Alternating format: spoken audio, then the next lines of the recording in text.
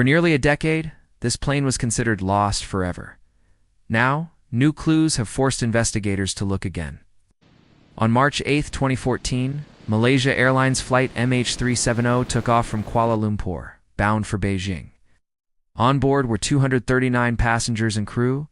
Less than an hour into the flight, the plane vanished. No distress call, no emergency signal, just silence. MH370 disappeared from radar somewhere over the South China Sea, then reappeared briefly on military radar before turning away from its planned route. That was the last confirmed trace. In the hours that followed, one of the largest search operations in aviation history was launched. Ships, aircraft, satellites, all searching for a plane that seemed to have erased itself from the sky. Yet, despite years of searching across vast stretches of ocean, the main wreckage was never found. Only small fragments washed ashore years later, thousands of miles apart.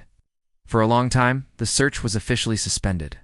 MH370 was labeled an unsolved mystery, until now.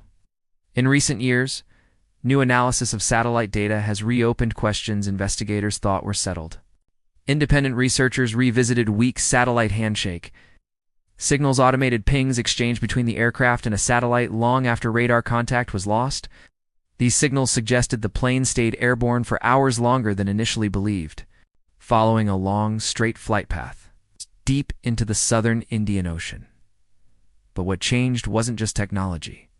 It was interpretation, new modeling techniques, improved drift analysis of recovered debris, and refined understanding of aircraft performance all pointed to search areas that may have been overlooked. Areas once considered unlikely were suddenly back on the map. Investigators also re-examined the aircraft's final moments, fuel exhaustion, autopilot behavior, and descent patterns, revealing scenarios that matched the satellite data more closely than previous theories.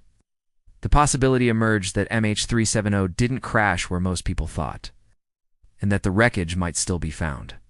The renewed interest sparked discussions about restarting deep-sea searches using modern autonomous underwater vehicles capable of scanning terrain once unreachable. But questions remain. Why did the plane change course? Why were communication systems disabled? And why has no definitive wreckage ever been recovered? Was it human intervention? A deliberate act? Or a chain of failures no one anticipated? Every new clue seems to bring answers and deeper uncertainty. MH370 isn't just a missing plane. It's a reminder that even in the age of satellites and constant tracking, an aircraft can still disappear, without leaving a clear explanation. And until the truth is found, the signal remains lost.